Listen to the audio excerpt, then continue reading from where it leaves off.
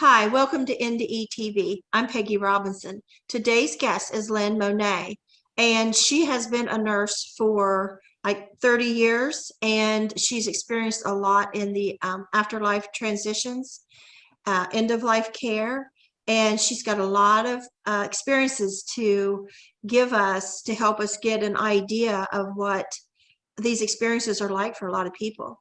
Hi, Lynn. Hi, thank you so much for having me. You're welcome. Yeah, hello everybody.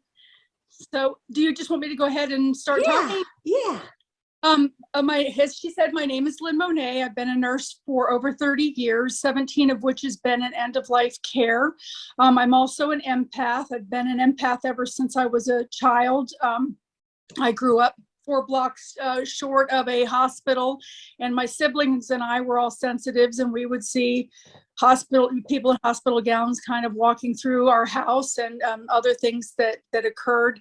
There was, just to start off, there was one incident in my house where my brother and I were in my parents' master bedroom, and this almost like cloud-like thing with bright light and sparkling inside of it kind of started to set itself up in the corner of my parents' bedroom. And I was in there in my mom's jewelry box, and my brother was playing with his Hot Wheels on the floor. We were little kids, and all of a sudden I noticed that my brother's staring in the corner. So I turned to look to see what he's looking at in the corner, and we both see my brother's best friend step into the cloud, and then his family immediately came up behind him. And then they disappeared. Well, my brother and I ran out of the room looking for my mom. Oh, Austin's friend, John, is in your bedroom. And of course, my mom back then, she's fixing her dress and straightening her hair, and they're in my bedroom. What are they doing in my bedroom? Who let them in the house? I didn't even hear anybody knock.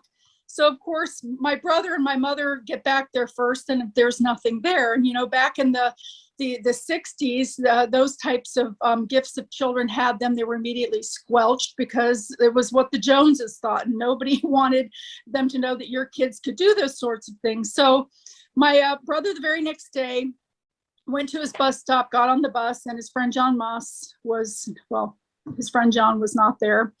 And so he got to school, and his desk was connected right next to his friend John's. And again, he was not there. So my brother knew that it had been spring break. They had gone on a trip somewhere and thought maybe they were just delayed getting back. And then the teacher, after they did the Pledge of Allegiance, stood up in front of the class and said that John would no longer be returning to class. His entire family perished in a car accident the day before on their way back from their spring break vacation. Well, of course, when my brother got home, he was very, very upset about that. The whole family was, because his mother, John's mother, was a friend of my mother's. And so my mother didn't really question a lot anymore for a while, when the kids were talking about seeing things. So that was kind of a first experience that really stuck with me, because it wasn't just me seeing it. At the same time, my brother was seeing it as well. So as life goes on, I became a nurse. I actually, just to back up a little bit, I did always talk about my gifts anyway in the family. My brother and sister kind of got quiet about theirs, and my mother went through a stint. We grew up Presbyterian, and she went through a period of time where she went with another religion, and that religion was very much against people seeing ghosts or seeing loved ones that have crossed over. And so I was 10 years old at the time, and I was brought in front of the elders of that church, and they scared me very, very badly, to the point that I thought there was something wrong with me as a child. And so I learned to ignore my gifts and to rationalize what I was seeing. And so I didn't really talk. I learned to not talk about it anymore, even though glimpses would come through a lot. I went through a period of time where, as a single mother, I purchased a home that I wasn't able to move into, which is a whole nother story. I want to be able to focus on the afterlife, the effects of the afterlife. So with that being said, going into the work that I did, I was able to see consistencies with people that were actively crossing, and also able to see not only their physical body transitioning, but also the other side of the veil of what is transpiring with our loved ones on the other side, which is beautiful. And I'm going to say that there's a difference between a natural death, a sudden death, and a near-death experience.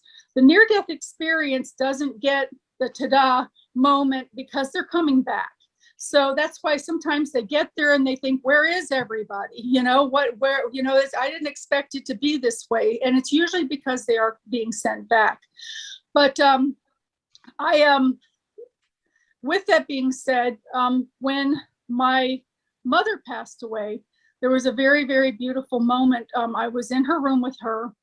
My mother was to the point that she had her eyes shut, and she wasn't, you know, she was breathing, but she was still responding, and she was responding appropriately, but she couldn't talk. So she was like moving her eyebrows up and down and mouthing whenever somebody would say something to her.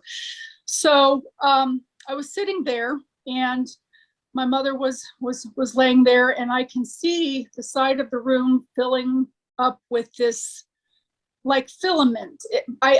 You could see movement on the other side of the people. You could sometimes see a pant leg stick out or an elbow stick out. It was like a veil between the dimensions. And after a little while, I noticed that there was an opening up towards the top of my mother's bed, and my grandmother walked in. My grandmother looked exactly the same to me as she did when I remembered her last, which most spirits present that way to people.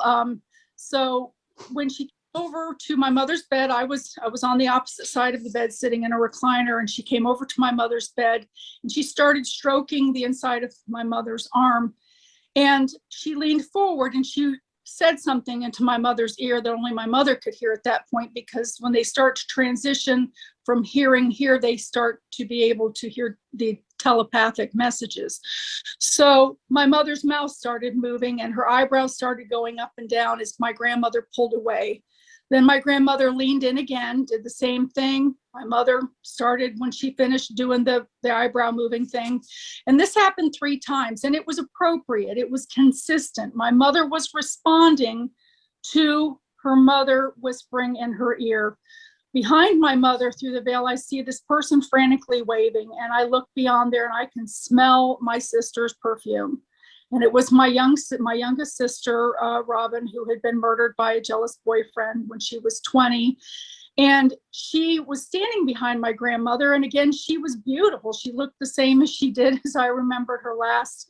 And I could smell her perfume. She was there. She wore a unique perfume that was not real common in the 80s. And she came from around and came over and actually embraced me. I could feel her touching me. I could feel her long hair falling over my face. I could smell her.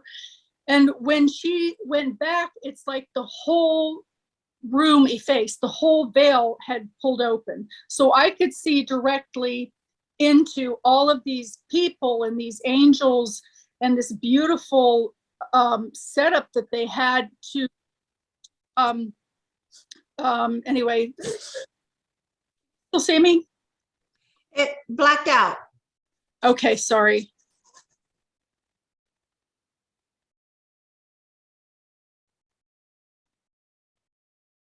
You going to tell? I still check one more.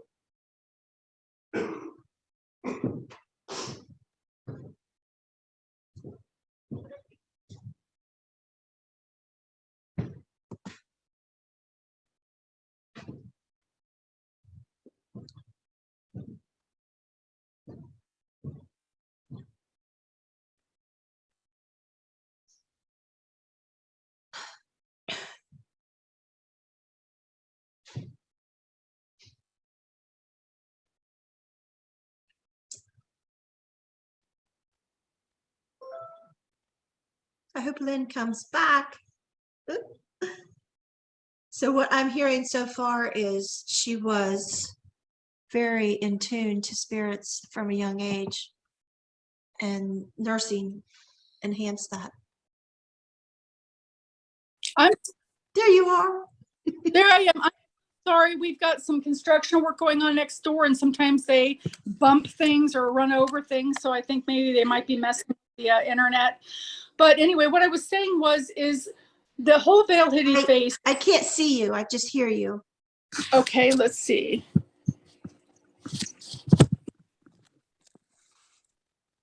Come on, thing. There Here we you go. are. You left me alone. I was scared. Sorry. Anyway, I apologize. Um, when my mother passed away and that veil effaced, it gave me the opportunity to actually peer into the other side. Also in that moment, I told my mother, I said, Mom, Robin and Grandma are here. It's time for you to go.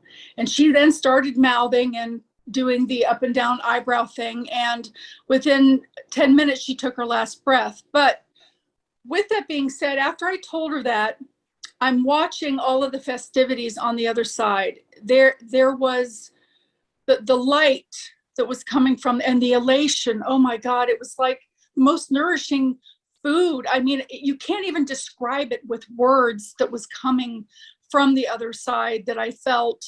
And you couldn't help but smile because of the beauty of it all. And the light that the light, there was no light source, but there was this beautiful light that wasn't glarish. It just it's like the light emitted from within the air itself, if that even makes sense, or the atmosphere itself. There were colors on the other side that we don't have here. We would need a whole different color spectrum for.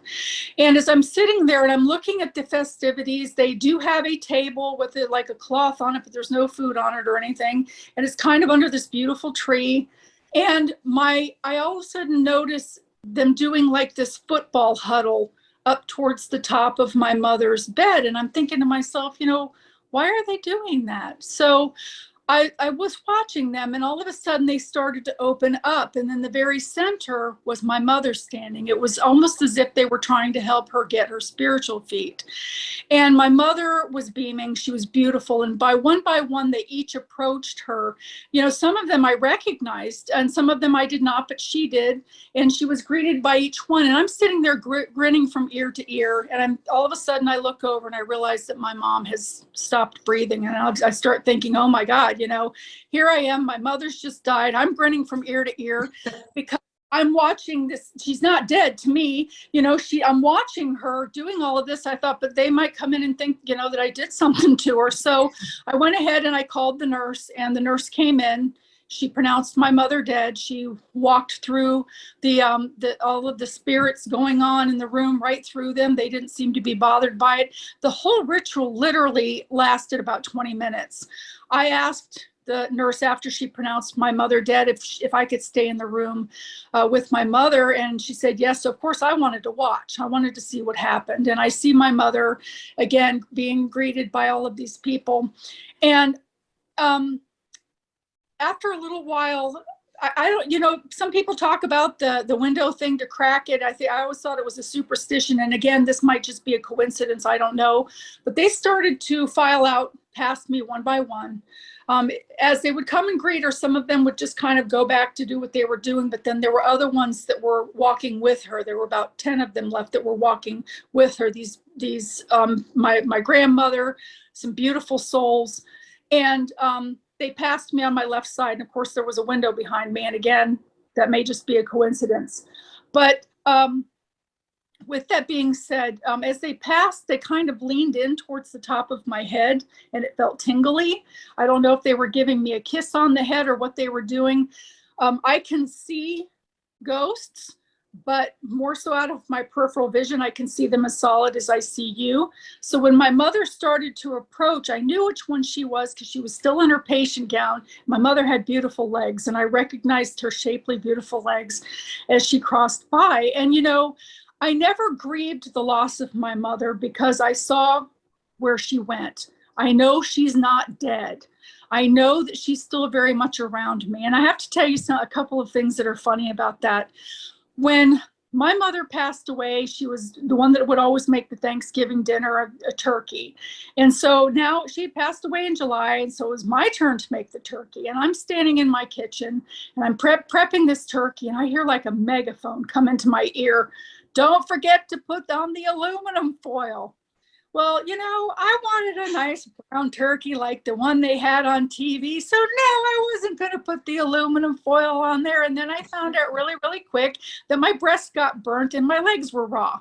So we had to have hamburgers for that Thanksgiving. And I had to say to her, Mom, I should have listened, and you could just feel her kind of like, well, kind of thing. But the thing is there were other times too that I've asked. I said, Mom, don't you miss the taste of potato salad and your delicious brownies that you used to make here? And she told me, she said, well, we don't eat here, but thought is something very important here. She said, and we can think about those things and the flavor and the sensation comes to us as if we are eating it. And I'm thinking to myself, wouldn't that be a wonderful thing to have here? You can eat whatever you want and not have to have the calories. But I was, because of experiencing that with her, I will never, ever fear death myself. It literally is a stepping out of your body. And yes, you do get everybody gets the grand entrance. They know that you're coming. They're preparing for you when you're coming. So you do get a nice homecoming when you're staying. So, like I said, there's a difference between natural death, sudden death, and also, near-death experiences. So with that being said, being a nurse, I've seen many, many people cross over, and there are certain things that start to occur when they get into transitioning. Some of them can start as early as a year before, where they start seeing loved ones from the other side, because for them, that veil is effacing. And they walk around in the hallway, maybe looking for their parents or something, and everybody thinks they're hallucinating, so they get out the medication. I had one lady in particular, I call her Abigail. She came to our facility. She actually moved in there for the 3 levels of care because her husband needed it, but then she fell, fractured her hip, and she was on the skilled unit with me, and she was talking about seeing her parents. And I noticed, here's Seroquel, here's, different medications that they're giving her for hallucinations. And I went into the room and she looked at me and she said, Lynn, do you think I'm crazy? And I said, well, define crazy. And I smiled at her and she says, no, really, like crazy, crazy. And I said, no. I said, I don't think you're crazy. And she says, well, I see my parents. She said, and it makes me feel good when I see my parents. She said, but nobody else can see them. So they're saying that I'm hallucinating. Do you think I'm hallucinating? And I said to her, well, I have a different take on things. I said, but it's whatever you believe that's important. And if it makes you feel good, it doesn't matter what it is to anybody else. I said, so she said to me, well, the doctor was in to see me earlier today, and he's going to be putting me on an additional medication for hallucinations. And she said, and I don't want that. She said, I don't want that those images to be taken away from me. And I told her, I said, well, I'm your advocate too. And I'm just simply saying that you have the right to refuse anything if you're not comfortable with it. And I said, besides, I overheard, and report this afternoon from the outgoing nurse that you're going to be discharged home in the morning. I said, so she was tickled with that. But about 6 months later, she returned. Her health declined rapidly, and she was again on my unit.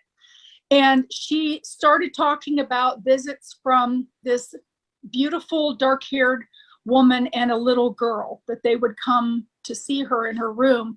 And the problem was that she was taking cookies and her dessert from the dining room and bringing them to her room to give to the little girl. And this was causing a bug problem. So of course the facility was not happy about that. And again, I see another medication added. There's Buspar, there's this one, now she's got all of these everything. So one day I covered a shift for a friend of mine. I'd been working night shift. I covered a day shift for a friend of mine, and everybody was settled back in their rooms after lunchtime, and I was heading down the hallway to start my treatments with patients. I'd always start at the end and work my way forward. But as I was passing Abigail's room on the left-hand side, I see this woman and this little girl. standing in her room, and the way that the room was set up is Abigail was in a recliner, and there was a window, but underneath the window was an air conditioner, kind of like the kind that they have in hotels, just those under window air conditioners.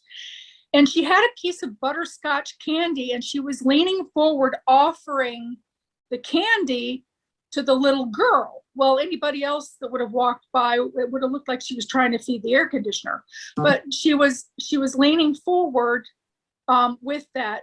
And I remember passing, I'm like, wait a minute, you know, I've been at the nurse's station for a little while charting. I don't remember those people coming in. And of course, we have to have a head count legally for the fire department if there's an emergency. So I backed up and I went into Abigail's room, and there was nobody there. And I'm thinking to myself, wait a minute, I know what I saw. I mean, the woman had on a long denim skirt. She had on a white peasant type blouse, had long dark hair about mid-length on her back. The little girl is standing in front of her, had bangs, dark hair, a little pinafore dress, little Mary Jane shoes. She was adorable. And I could see it like a waffling to the air, which is sometimes when spirits are present, you can kind of see, it almost looks like gas fumes or the fumes coming off of a hot street. It's like a wavering in the air when they're up close. At least that's the way I see them, and a lot of other people do too. So I can see this wavering out of my eye, and I walk in and I say, hi, Abigail. And she says, I want you to meet my friends. She says, isn't the little girl beautiful? And I said, yes, she is. And Abigail looks at me and she says, can you see them? And I said, yes, I can see them. And she said, don't tell anybody because they'll think you're crazy and put you on medication. So here this woman had the wherewithal to understand that they were giving her medication for these so-called hallucinations. They weren't taking the hallucinations away. She was still talking about the visits from her loved ones and all of that sort of thing. But the fact that she had the wherewithal enough to say that, to even recognize that was a big deal in itself. When Abigail got closer to her time to pass, I'd come in one night for my shift. I worked weekends, and I was told that she was transitioning, that she was in an active transition towards transitioning over. And I walked into her room and she told me, she said, I am so glad that I got to see you one more time. She said, my parents are coming tomorrow. She said, with my friends, which she was referring to the lady and the little girl, bring my parents with them sometimes. And she said, when they come tomorrow, I'm going home with them. And, I patted her arm and gave her a hug. And I said, I'm glad that your parents are coming to help you transition over. Thank you so much for allowing me to be your nurse. It's been such a pleasure, and your friend, and we'll meet again very soon. And she says, yes, we will. And so I made sure she was comfortable when I left the room, and lo and behold, at 10 something the next night, she did cross over. So she knew. And that's the thing about people too, with death and dying. A lot of times they know ahead of time that they're going. My mother went around telling everyone that she was leaving the next day, and she was saying her goodbyes. She was even telling a lady whose dog had just died that she would help take care of the dog until the lady got there. And lo and behold, my mom did pass the next day. So this is something that a lot of times they're aware of. Also, when they come closer to their time, even if there's another person in the building passing, these people that are around the hallway can see them. I had a patient that I'll call Mrs. Little, and Mrs. Little had Alzheimer's, and she hadn't spoken a word in 3 years. She'd been on our unit for 5. She had not spoken one word in 3 years. And all of a sudden, I'm getting my things together at the nursing station, and Mrs. Little sitting in front of the nurse's station. And I hear this person saying, take me home, please, please take me home. And I walked out into the nurse's station, and I'm looking up and down the hallway, and I'm wondering who's saying that. There's little Mrs. Littlejohn sitting there, and she's not doing anything, and I didn't expect it to be her. She hadn't spoken. So I'm thinking, there's a problem. And there was this woman that was actively passing just down the hallway. on the right-hand side from Mrs. Little, where Mrs. Littlejohn was sitting.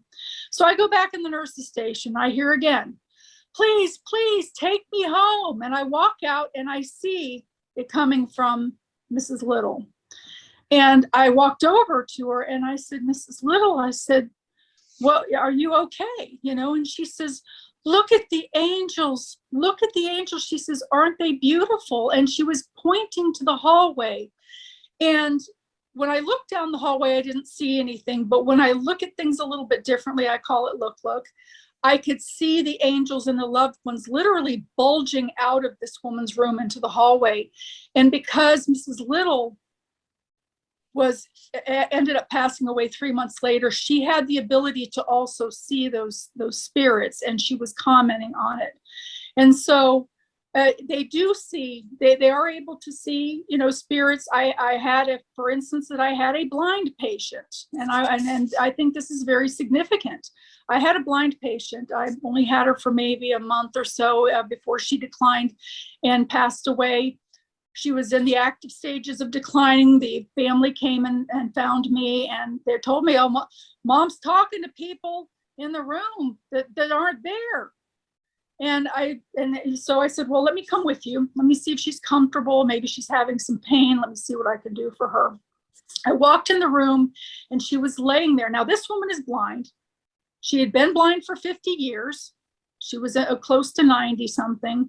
And she's reaching into the sky, very like she's being handed something very delicate and precious, but she's smiling and she's reaching into the air. And I asked her, I said, Edna, I said, who's here? And she said, George.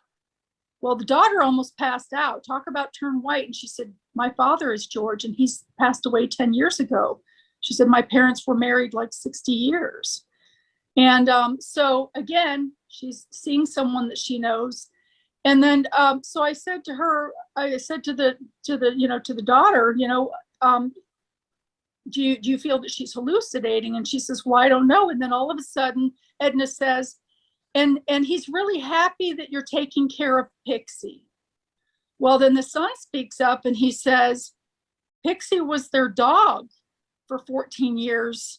You know, he says she's 14 years old now, but that was her dog for the 10 years. You know, we took the dog when my father passed away 10 years ago because she wouldn't be able to care for it. It was a little poodle for her dog, you know, at that point in time.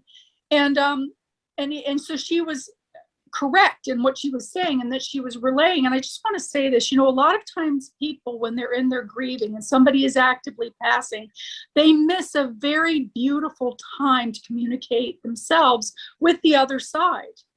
And they don't realize this. When those veils are starting to open and your loved one is seeing people coming in, you also have the opportunity to communicate with them. I mean, how many times have you heard a person say, oh, I wish I could just tell them one more time that I love them, or I just wish that I could say one more time and tell them that they know I'm sorry. Well, this is your opportunity. You can ask through your mom or through your whoever the passing person is, and you may get your answer.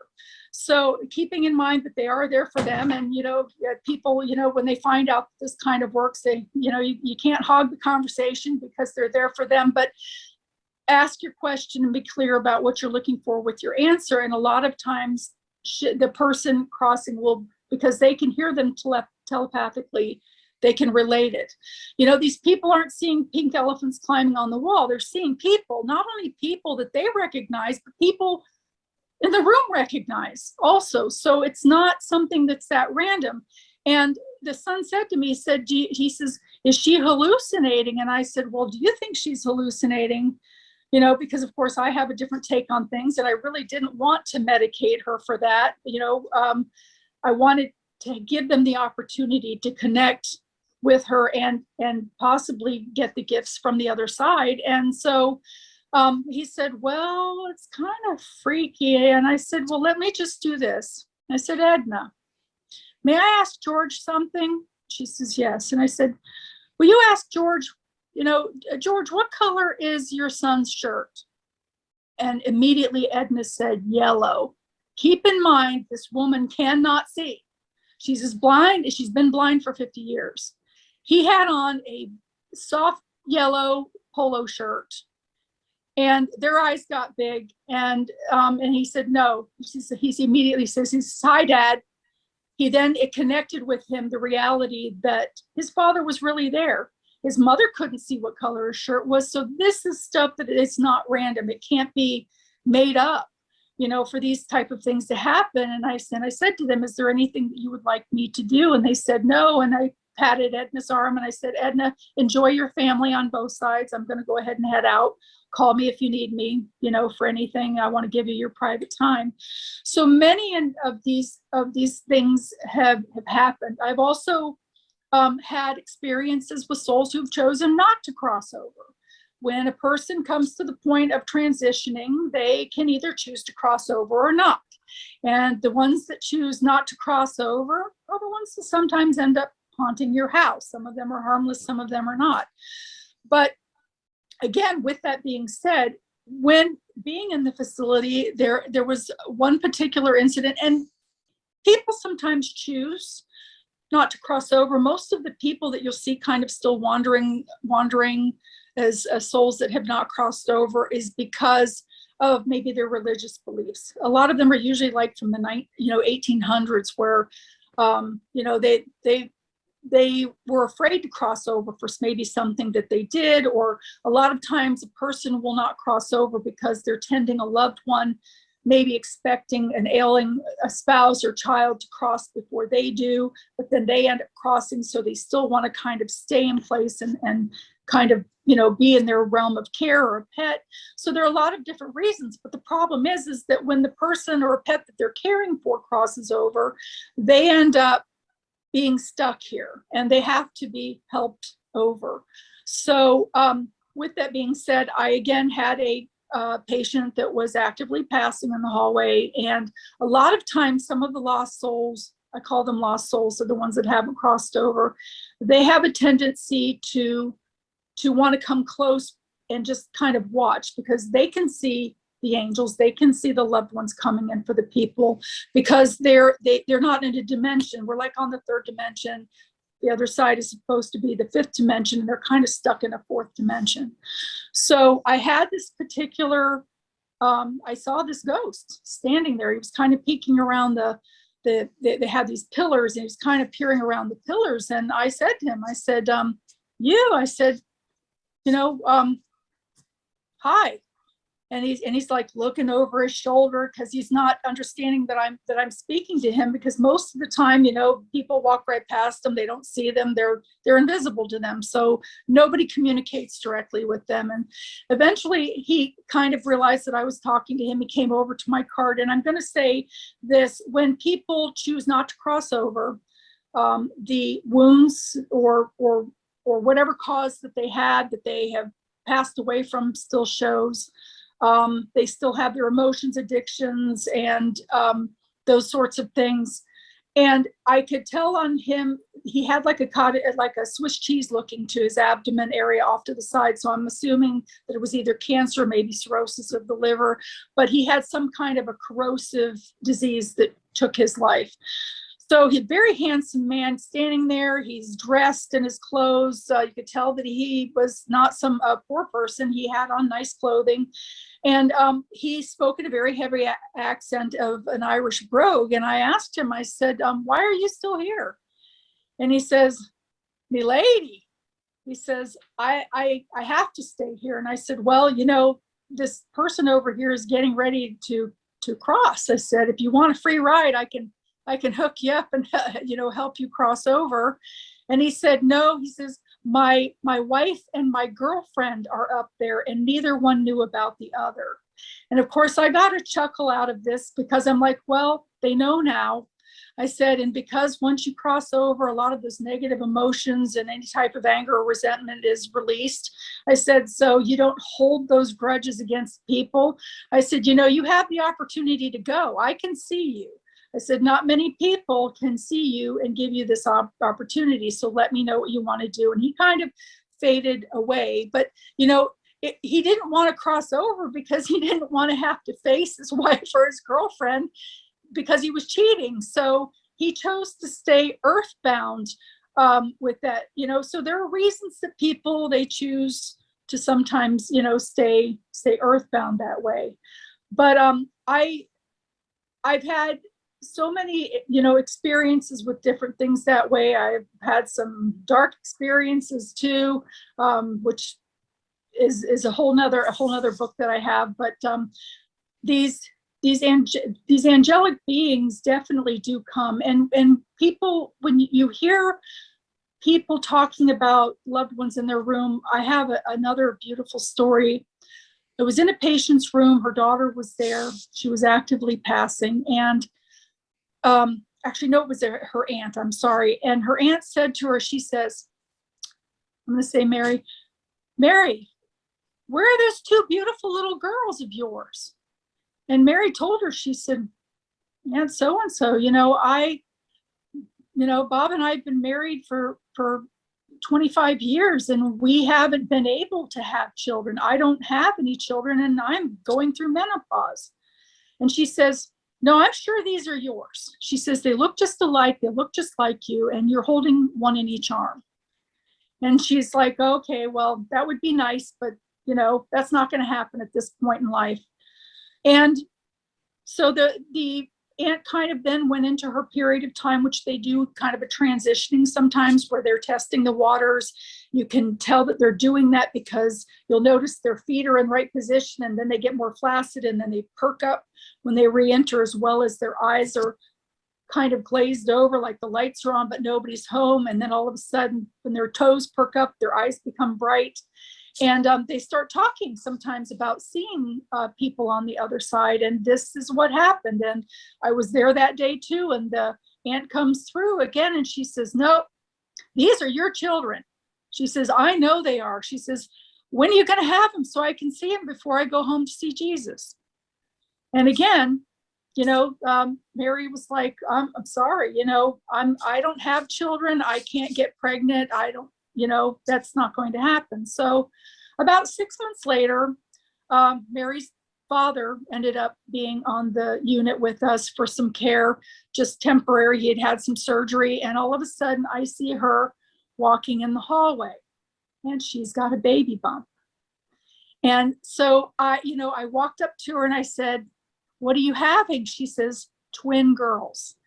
And so the aunt was actually, when she was experiencing the changes of dimensions and kind of sense, being on the other side, she was even able to see these children that hadn't come in yet for her niece, and was so thrilled to come back and tell her about it. And the niece said that she found out, that she had, after her aunt had passed away, she and her husband started talking about adopting children. And her husband even told her, he said, I've been having dreams about these two little girls that are calling me daddy. He says, I think that these are the children that were meant to adopt. So we'll look for children. He says, but you know what? I'm not sure if it's one or two. He said, because they look the same. He said, so it might be one little girl and I'm thinking that it's two.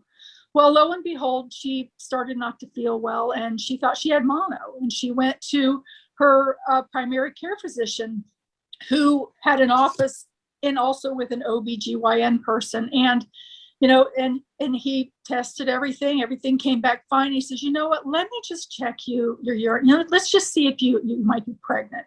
And she said, oh, well, that would be, a miracle.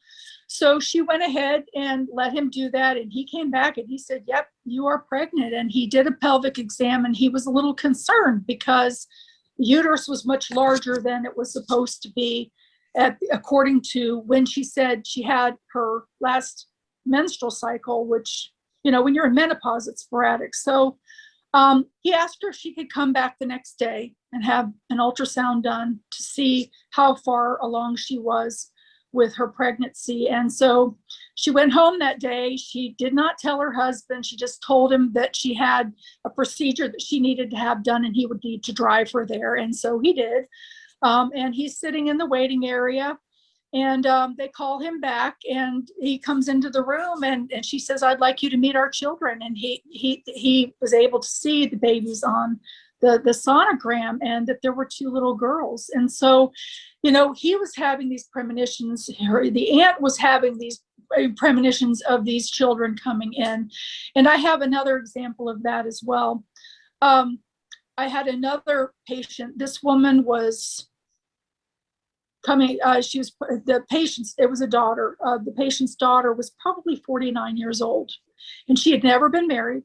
She wasn't dating anybody, didn't have a boyfriend. She was settled in her life and happy being alone. And her mother came back during that rallying time and told her, she said, "There's a little boy over here that's calling me grandma." And she was an only child. The daughter was an only child. And she said, "Well, that's impossible, because that's never going to happen, And she said, "No, this little boy is calling me grandma, and he resembles you." She says, "I think that it might be your little boy." And so time went on. The mother passed away.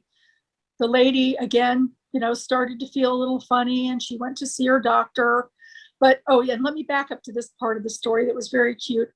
While she was there, it was in a hospice setting. She went into the break room, and she met this man whose wife had just passed away. And they found comfort in each other. They would speak on the phone for about a year. There was nothing intimate going on. They weren't meeting up, nothing. But then all of a sudden, after about a year, and now she's 50, he asks her out on a date, and she's like, no, I don't want to go. They end up going. And so they had a wonderful time, and one thing led to another. They ended up getting married, and she also started to feel kind of bad at one point. So she went in to see her doctor, and he checked her. And of course, it came back again positive for a pregnancy. She didn't go in for a pregnancy. She's like, "I think you might be pregnant." She's like, "Well, if it is, it's an immaculate conception, because I'm already in the middle of menopause, and, I've never been pregnant before. It couldn't possibly be." And sure enough, it was. So she had concerns that because she was 50 years old at that point in time, that there would be some problems genetically with the baby. They had her come back about 10 days later after doing the sonogram, because she was actually like 12 weeks along. She had almost completed her first trimester before she even came in. And she had made mention to the doctor when he peeked his head back in. She says, "Well, what is that?" She was seeing this mass thing at first, when they were looking at the babies. And he says, "Well, that's your baby." She says, my baby. And so he was then telling her, "Yeah, well, you need to go see your gynecologist and get on some prenatal vitamins." So she, of course, she did that, but she wanted to make sure that the baby was going to be okay. And she waited for the amniocentesis to come back, and the baby was normal. It was a little boy. And so she set up this package on their first wedding anniversary with a blue onesie, and with a bib that said it's a boy, and put the birth date on the socks. And so her husband, of course, opened the box, and he says, "Who's pregnant?" Because here he had already had 4 grown children from his first marriage. And she said, "We are." And she actually was telling me this story, and that he said, "Oh, well, there goes the boat." He says, "But I definitely traded in for a son," because he had 4 grown daughters. So these things do happen, even these miraculous things that they can come back and tell you that you just don't even fathom that could possibly happen in this lifetime. Some of the things that I've learned is that the time frame over there, they're like 100 of our years, or even 20 of our years, is like equivalent to what would be considered a day, because it's kind of timeless over there, is one thing that I've learned. So when we transition here to do the schooling, which Earth is a school that we have to learn things from. Sometimes we come in to help people. Sometimes we come in to meet goals. And those of us, there are people around us to help us do that. But I just lost my train of thought. Sorry. Anyway, so we do come in for those things, but these people these souls can give messages that way. Another thing is people don't realize, what I was going to say is that, so on the other side, when we're gone, it's like we're only gone for 4 or 5 days, and we're here. We've, lived out our life until we're like 80 or 90. So it's a very short time for them before we come right back. And for us, it's a very long time before we cross back over. But also, when, you hear a lot of times people, they say like, oh, I wish grandma was here to see this event. Maybe their daughter's getting married or their son's graduating from med school or something wonderful is happening. Oh, I wish they were here to see it. Well, they are there to see it. They do come to see it. They prepare to come and see it. They know that the event is happening before you even know that it's happening, and they do prepare, and they do sit in seats. Sometimes they will sit next to you. They don't usually sit on top of people. They kind of like their own seat. So, and also they have like a bleaching effect, oftentimes up into the corners, up in the upper parts of the ceilings. And they keep their presence on what I call the high, but means the low, because they're up high, and they stay quiet. Because they don't want to take away from the event that's happening. They don't want people to be so fixated on the fact that there are angels and loved ones in the room that they don't focus on the bride going down the aisle. So they're also very considerate and aware of that as well. But people, there's so many people that I'm hoping that my experiences and the book that I've written will help with their loss. Somebody that has terminal illness, they have a better understanding. In the back of all of my books, I always put a self-help section as well for some things that are helpful that people, like I have literally I worked not only as a nurse, but I've been doing like care management for a large insurance company nationwide. And with that being said, I had to set up people with, make sure that they had their end of life, their healthcare power of attorney designated, and their end of life, care needs designated, and things like that. So in the back of that book, it can tell you how to do those things for free, and just simply notarizing them without needing an attorney. So people that maybe don't have a lot of money, you can do it yourself, and it's very easy. Some of these 5 wishes forms or things like that you can get for free online can walk you through how to set up the healthcare power of attorney. People need to, it also explains what a healthcare power of attorney is versus a power of attorney, and lets people know that just because you give somebody that power or authority over you doesn't mean that they can just rip everything out from underneath you. That you still have some rights, that this is for when you are not able to speak for yourself. If you are still alert and oriented and able to speak for yourself, that is just a piece of paper laying there. It doesn't have any significance at all. It just, it's there, but it's there to be activated, that you have a trustworthy person on there to speak on your behalf, and that you need to make your wishes known. You want to be buried, you want to be cremated, and it just makes it easier for the family to have these things written out that way. And this particular document you can print offline, and once it's filled out and you have it notarized, it's a legal document. It's binding. You've done it for free, whatever it costs you to get the notary seal on it. But it's very, very important to have it done. And the beautiful, I like the 5 Wishes pamphlet because it has areas that you can write your loved ones notes or tell them special things that you want them to know. Or if you don't want Jim Bob in the room because his breath stinks, you can put that down there too. So it just, you can be that specific about what you want for your end of life.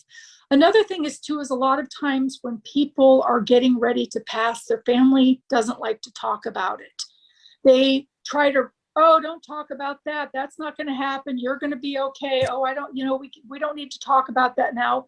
But they need to understand that there is a point when a person knows that they are actively transitioning, that they do need to talk about it. And it is not scary for them. It's more scary for the person that they're talking to, with the emotion that goes with it. But it is very, very important. They do want to connect. They do want to say, I want to make sure that the dogs are going to be taken care of by this one. And would you please reassure me? And you need to know this. When my mother, before she passed away, she had cancer, and she decided not to go through treatments anymore. And so we had a whole year together to actually sit down together and to make out recipes and find out what that pinch was or that dash was that my mom would do to get that exact flavor for holiday meals and things like that. And we sat down and we went through the old pictures, and she wrote on the back who some of the people were that I didn't recognize of her relatives, so that I could pass that information on to the generations that came after. And of course, we did some things, you know, that she wanted to do. She had never been camping before in her life. And so I took her camping, and she enjoyed that too. And so we got to finish these things. But the thing that was very, very special is that she and I had a pact. And I said, you know what, Mom, sometimes life is so stressful. And when you come to visit me, I really want something more solid and earthbound to let me know that you've been there. And so what we agreed is my mother had this beautiful white, pearlescent, very, very long wavy hair. And of course, house full of brunettes, you know, whether they're bottled brunettes or not, we're all dark haired in my family. And I said, would you leave me one of your hairs? And this is something that people don't realize that they can do. For one thing, they can hear you as if you and I are talking. They can hear you the same on the other side. But you can make these pacts with them. You can pick something. They can move things. They can move hairs. They can move playing cards. They can move cotton balls. They can move, you know, other things too, and manipulate them so that you can find them. And so anyway, she agreed to leave that hair. And when my mother passed away, I was going to relax in a bathtub before the funeral. And lo and behold, on top of the bubbles in the water was one of her long, beautiful hairs. And, you know, I could have said, oh, well, yeah, she's been here. Maybe it fell in there, da, da, da, da, da. But I didn't doubt it. And even to this day, my mother's passed away 7 years.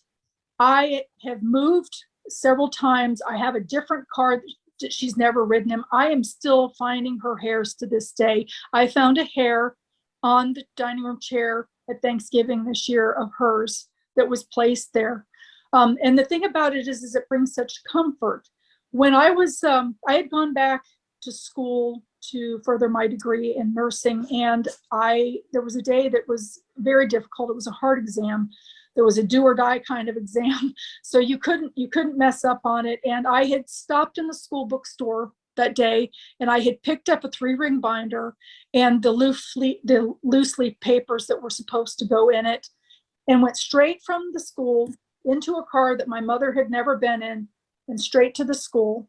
When I got to the school and I opened that 3-ring binder, her hair was multiply in the teeth of that center ring.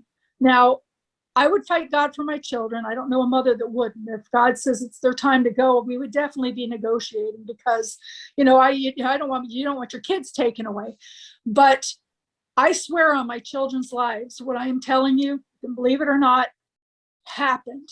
And there is no way that hair got in there by itself. There's no way that it did. I know that she placed it there to bring me comfort in that day that I was getting ready to take that very difficult test, to let me know that she was there supporting me. And it was just such a beautiful thing. So people can do that with the other side. They can arrange for people their loved ones on the other side, even if they've already crossed over. I remember some man telling me that every time he sees an owl, he knows it's his brother. And the owl would even show up during the daytime when it's supposed to be sleeping. So, you know, ladybugs, different things. You'll see in the middle of winter, you'll see a live ladybug on your windowsill. Well, they're not supposed to be alive during winter time. So, you know, or at least around during winter time when it's snow outside. So, you know, people don't realize how much they can still be in contact with that other side when they've crossed over. Do you want me to continue? Yeah, I had you on full view here. Okay. Yeah, it just, you know, made me think of so many different things that,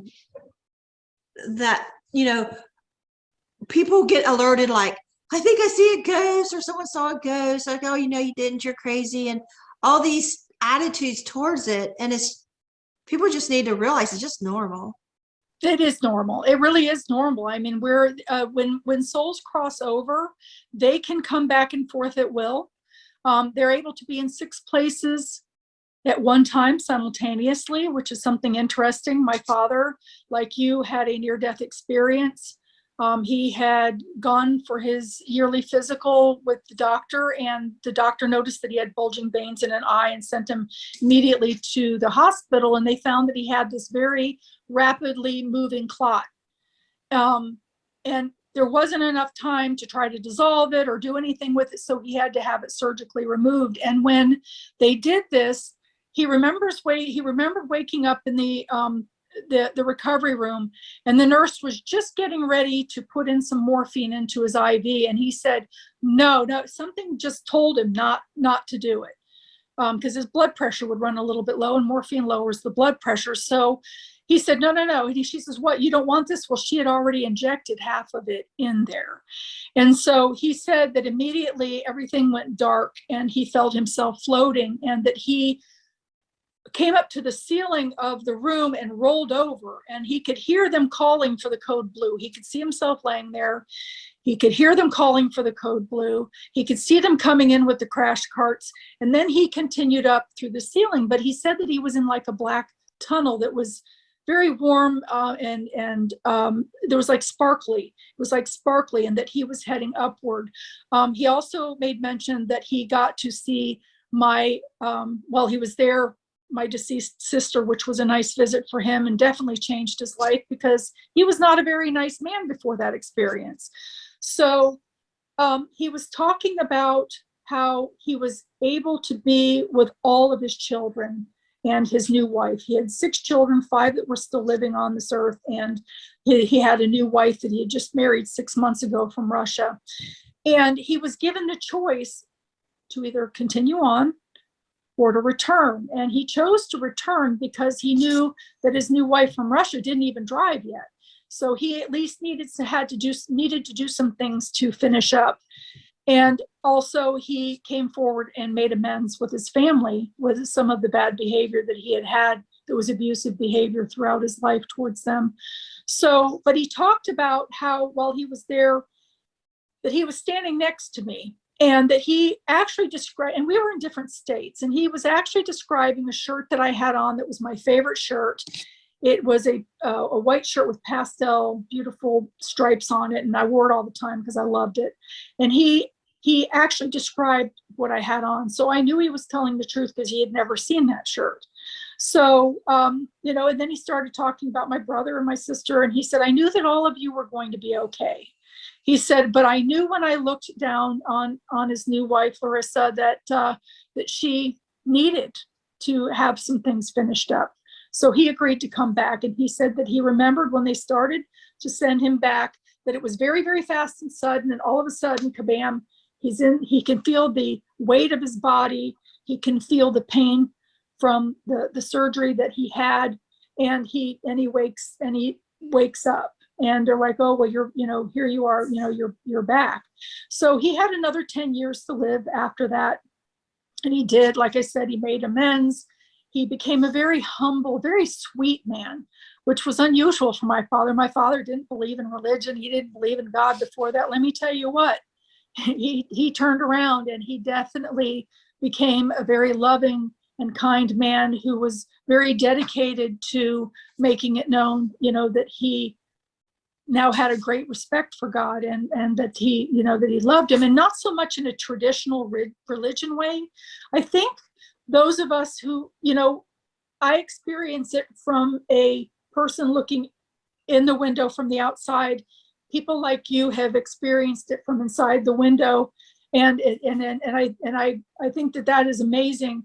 But people, what was I going to say?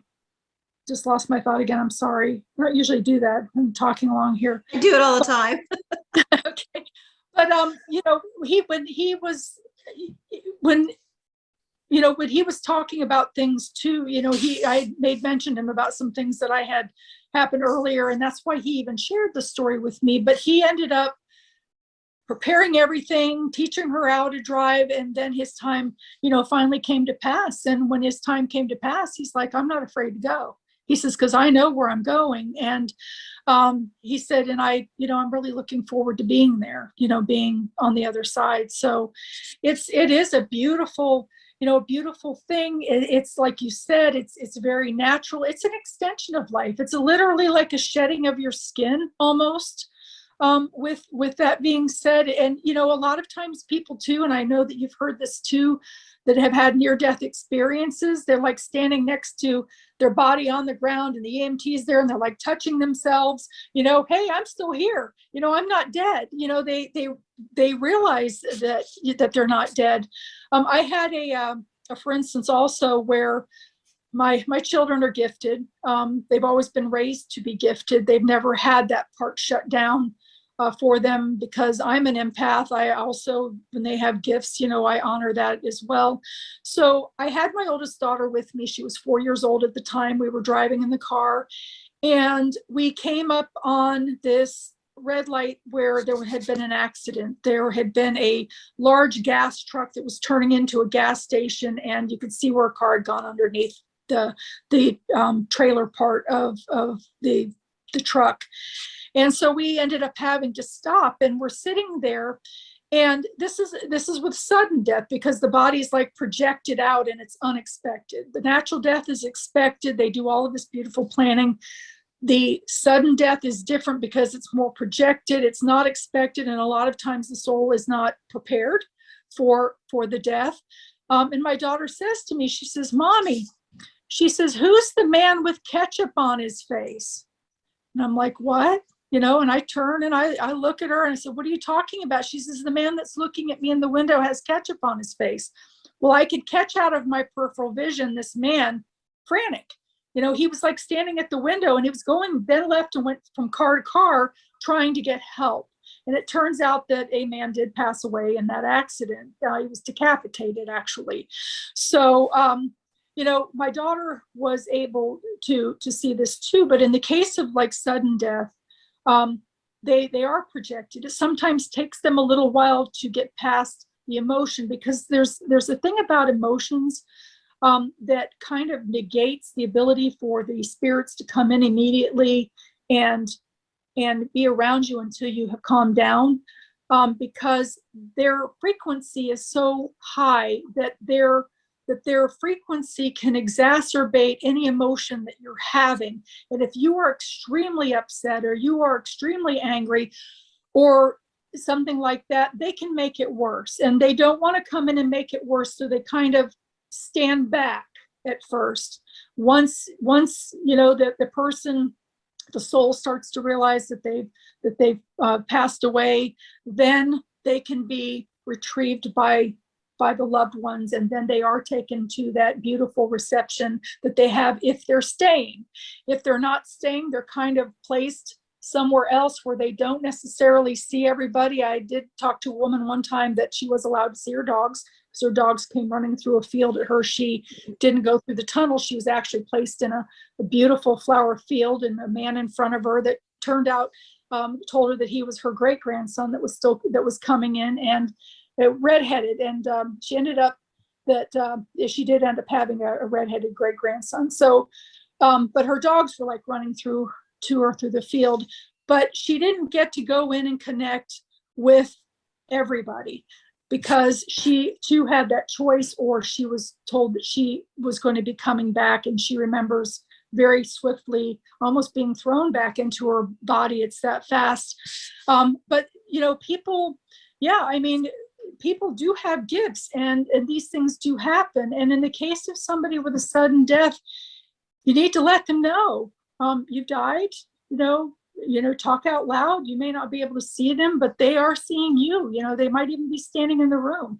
I remember when the day that my sister was murdered, and we gathered at my mother's home, and as my now ex-husband and I were leaving the room, I could see out of my peripheral vision my beautiful sister standing there as I hugged my mother, reaching out for her hug too. And I walked past her, and I felt so guilty afterwards that as my ex-husband and I were going down the road, I said to him, I said, we need to go back. I have to give Robin a hug. She was there and she was hurt. that I didn't hug her, that I just blew her off like that. And so he was getting ready to turn around, and I'm like, no, wait a minute. Not everybody sees what I see. And my brother and his wife were very involved in traditional religion, and I didn't want to be crucified for saying what I saw. So we ended up leaving. But that night, my sister came to the bedroom, and I was actually sleeping. My ex-husband saw her at the foot of the bed to let everyone know that she had met up with a loved one and that she had crossed over. And that same morning, when I ended up going to my mother's house, my brother came over, and he had had a similar experience. He was laying kind of in a twilight sleep. He said that a man who he recognized, not from this lifetime, but from the other side, he said that he felt that he got all of his talents from this beautiful being that entered with my great-grandmother and my sister. And he said that they were just standing there smiling. And he said that he reached his hand out to touch the light. And when his hand connected with that light, it just filled the whole room with that light. And he, in that moment, knew that the message for him was that Robin had crossed over and that she was home safely.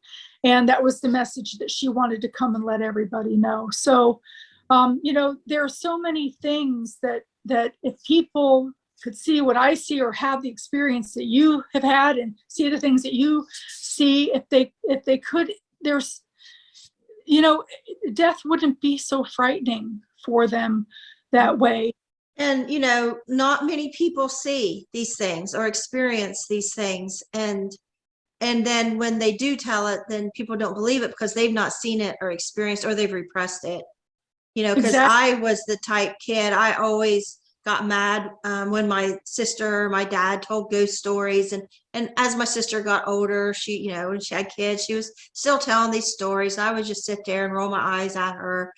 And then later, when I started after my 2 pregnancy, and I knew I had the NDE, but I repressed it. And then later I remembered it, but that had nothing to do with spirits and ghosts, whatever. But then as I got older and I allowed myself to relax and remember what happened when I drowned, and the experiences I had during that and after that, and the spiritual experiences, and I didn't want to talk about it because I didn't want to be like my sister, because my sister was a compulsive liar. She didn't see those ghosts. She just made up stories. She was always lying about stuff, lying about people. And, to this day, she's probably still lying about people and making up stuff and just lies, lies, lies, lies, lies. So I just naturally had a wall up to those kind of things because I put it in there with lies and stuff. But then I started having my own memories. And now as I'm getting older, I focus more on, as I was drowning at 5 years old, and I thought, well, I might as well go find kids to play with. Where do I go? And so then suddenly I'm at this house, and I walk in the door, and there's old people, and I know that they're ghosts. I know that they're not really live people sitting there. I just instantly know. And they're sitting around a table, like maybe 5, 6 adults sitting around this table. And I know this is like a haunted house, and this is some place that they've just planted themselves to sit and talk. And it's just like a knowing. And I go through the door because they see me, Right. and they turn around and look at me like, who's this kid at our door?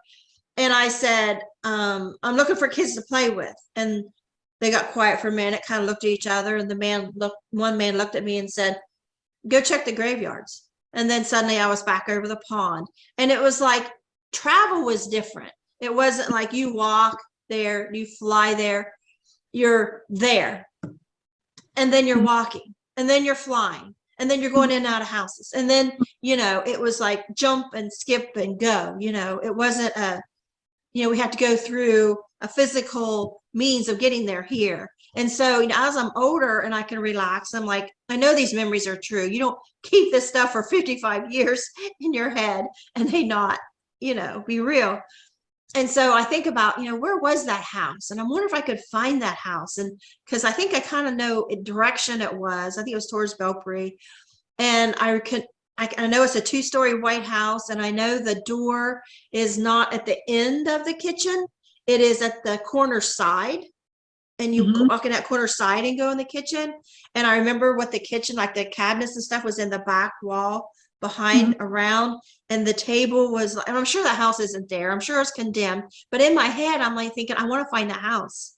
I want to walk through that door as a physical person, you know, and experience that and remember and find out whose house that was. And I don't have answers. We don't have answers for any of this, but you know, just the curiosity as I get older is like, I just want to like, and then when I was going in and out of houses as a ghost after I left that house, and then I went back to the pond, and then I'm walking along the highway, and there's two boys walking, and they were real live boys, you know, because they don't hear me, they don't see me. But the youngest one starts telepathically answering my questions, like, "Where are you going? What are you doing? Huh? What are you doing? What are you doing? Oh, we've been fishing. We got to hurry home." I'm like, huh?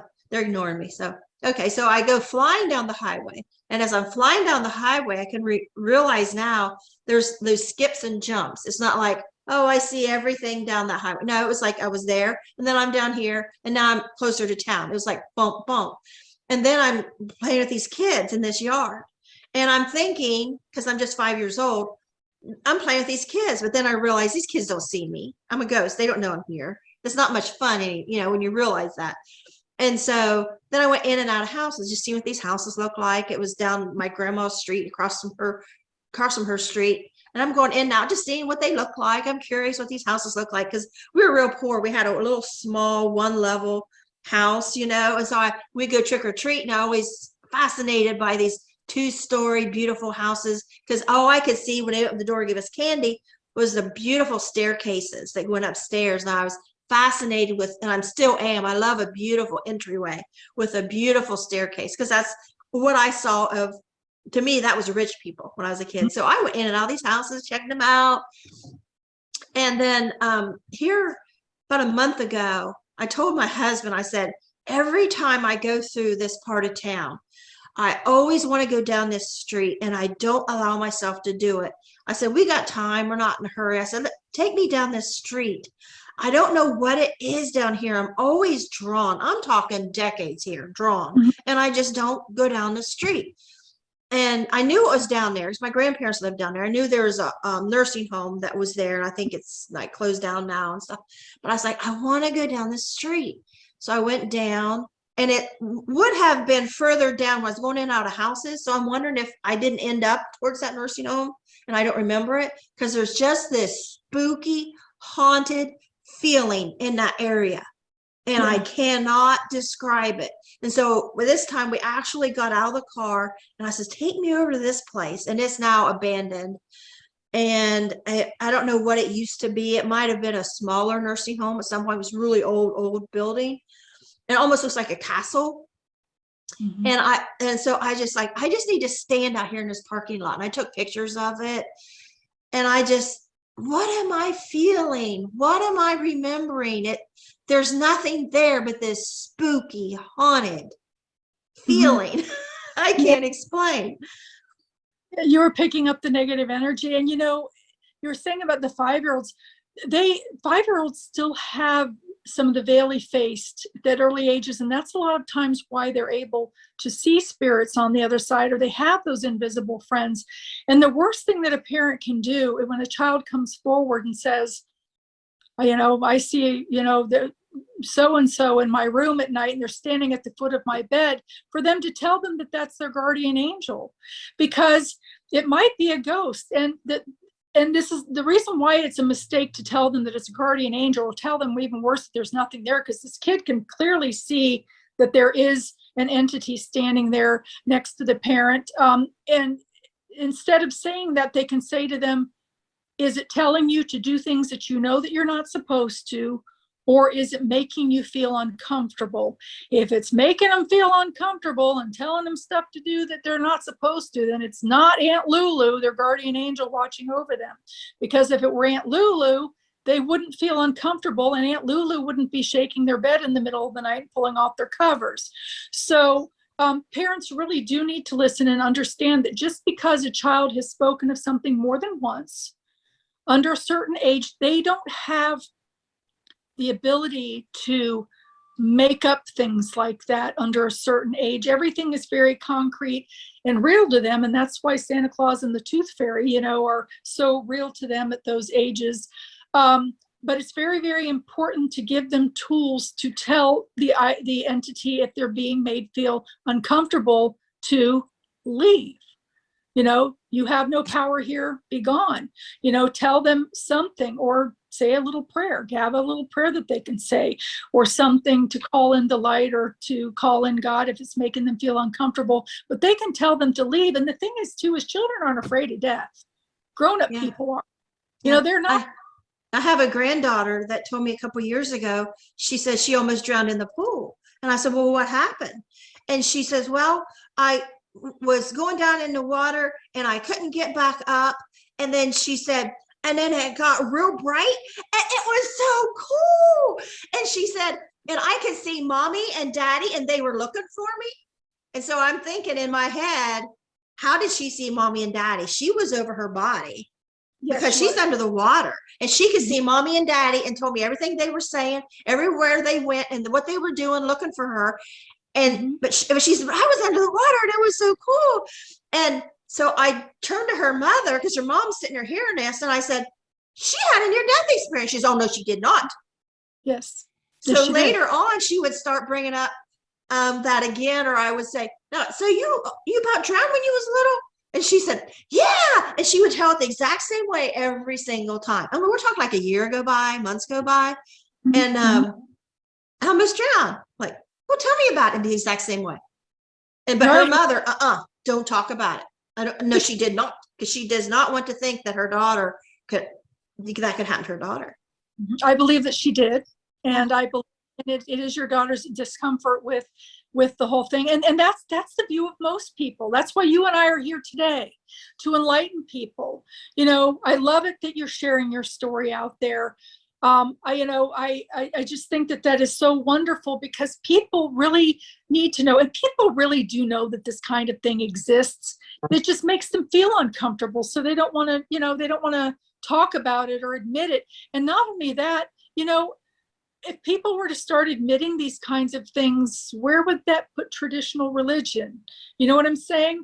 You know, everything is like in a box, and they have these rules to follow and this thing to follow. But when we start talking of things outside of the box, they're uncomfortable with it because it changes the dynamic. My grandmother told me it was witchcraft and those kinds of things. And, you know, I was a good Christian little girl, went to church with my grandma, and, you know, and plus I didn't believe my sister, you know, somebody that's a liar, that's always telling ghost stories and then laughing because she got you good, she got you scared or whatever. And so that was in the realm of possibilities. But yet after my 25-year-old NDE, suddenly one night I remembered the drowning, and slowly pieces started coming back over time. And then I started thinking, what in the world? Because these memories never change. I don't care if I don't think about it for 5 years. The memory pops in, it's exactly the same. And then, you know, when we get the internet, we start realizing there are names for these things, and that you can be a Christian and see spirits, have an NDE, have a spiritual experience. It doesn't mean that you are atheist or a liar or a witch. Yes, that's right. It's just the way it is. Well, we are not liars, we are not atheists, and we are not witches. Right. We are, and these things really do happen. And, you know, again, it's all about the way that society has been formed. I had for instance, where I was taking my daughter for counseling, and we were sitting in the counselor's office waiting for an appointment to come, and the counselor came to the door, and she was talking to this mother through the door about this little boy. Now this little boy stepped out into the office, the waiting area of the office, and the mom and the counselor kind of stood at the door, kind of talking low. I could still kind of overhear them. But this child had a light about him, the front of his forehead, that was like a train light coming out of his head. And I said to my daughter, I said, that kid's an empath. You know, he's got to be, you know, and you say the word psychic. Psychic isn't really a fair word for that. That brings that connotation of all of the things that people already accuse people who talk about these kinds of things of, and it's not. but you know, that kid has some abilities to connect in. And so I overheard the mother talking about the fact that he wouldn't sleep in his room at night and that he was afraid of the dark. So the counselor started having the appointments with the child in the dark in her office, and he was fine. And he was fine when he'd go out on the living room couch and sleep in their house. And so I had my chance after my daughter's meeting. I went in and I spoke to the counselor. I said, listen, I'm not trying to be nosy. I know that you can't tell me anything because of HIPAA things, but I want to tell you that that child is not frightened of the dark. He's afraid of what comes to him in the dark in the room that he's in. And it turned out that they had inherited the house from their grandmother, and that was the room that the grandmother had passed away in. And sometimes that there are portals opened when the body passes, you know, when it crosses over, that sometimes things can linger or come through. And this is what the little boy was experiencing, is he was feeling, you know, the presence of somebody coming in that was not familiar to him, and he wasn't comfortable staying in the room. So they ended up moving him to another room and ended up changing the room into something else, and he never had any problem sleeping in the house again. But yeah, kids are sensitive, and parents, they're afraid of it, so they dub it out immediately. And really sometimes they need to listen. You know, you learn more from your children, and you can learn a lot from a person that is actively passing if you are willing to listen. Yes, I'm glad you brought that up. That's a very good point, because I never looked at it that way. Is that like it is an opportunity for everybody in the family to come and like get on a party line with the people that have passed. Right. Because, because they do get those messages. Yes, they do. And the biggest thing is not to freak out when you get a response. Oh my gosh, they answered. Then you get the willies, because then that negates that ability to come through, because you're taking on more of an anxious type of energy, and they don't want to increase that. So, you know, if there is somebody that's sad in the room that doesn't want to hear Uncle Bob talking back through Aunt Edna, then you might want to step out of the room so that the other people who are not feeling the same way as you are can go ahead and do that. Yeah. And when my mother-in-law, she was put on hospice, and she was only in hospice in her home for a week, not even a week. Because we don't, you know, when somebody's put in hospice, thank you, you don't know how long, you know, they got. And I wasn't thinking a week, but she was not, it wasn't even a week. And her daughter could only stay with her 1 week. And then after that, my husband and I was going to stay. So we were outside hooking up our camper and stuff, you know, so we'd be outside nearby for when, you know, our time started. And I walked in the house, and my sister-in-law said, Mom said Grandma was here, which would be, you know, her mom's mom, and told her, Janice, don't get in no hurry. And I immediately knew, because of all of my experiences, everything I've heard, everything I've learned, I knew. And I said, I knew we didn't have much time. And so I went over with a notebook and pen and sat beside Janice, and I said, you know, we always talked about me writing a little memoir for you. I said, I think we should do that now. And so I sat there and went through her, and she went through her childhood. Oh, I can just remember being up my daddy's shoulder, and we were going to the store, and we were getting him a new jacket. No, I just love my daddy. And she went through all these things about the chickens and the farm, and her horse she named King, and what he looked like, and all these things. And as I'm doing this, I realize I am walking her home. Yes. And by the time she got towards the end, I mentioned, because she had lost a child at 5 years old, and she didn't want to talk about that. I said, you know, what about Jeffrey? No, she just kept it on other. She was like, she kept looking at the ceiling instead of me the whole time. Like she was seeing all this play out. Like she was having a life review. And I just let her go with it, where she was wanting to go, what she said. And she passed a couple of days later. And I woke up the morning of her funeral, and I just knew that I was meant to read that at her funeral. And so I did. And she was a very popular woman in all kinds of clubs and things. She was a bus driver for years. She was a nurse for years, and all these things. And so the place was packed. And so as I'm reading this, I glance out the audience now and then, and everybody's just like, you know, and I'm like, what are they thinking? And so they told me right afterwards, they said, we saw her and we heard her. Mhm. It's Mhm. like they stopped seeing me and hearing my voice. It was like her standing there because I wrote it as her way of talking, her, Right. everything like dictated, and her husband was just sitting there looking at me. and and it was such a beautiful experience. And if I hadn't recognized this stuff is real, I wouldn't have known we need to do this memoir right now. As soon as her daughter said, grandma was just here and said this, I like, oh, she don't have long. This means we got to get to business here.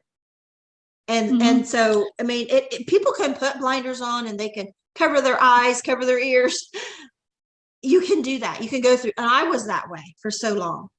And people can do that, but it can add so much to your life of understanding what life is really about while we're here before we go.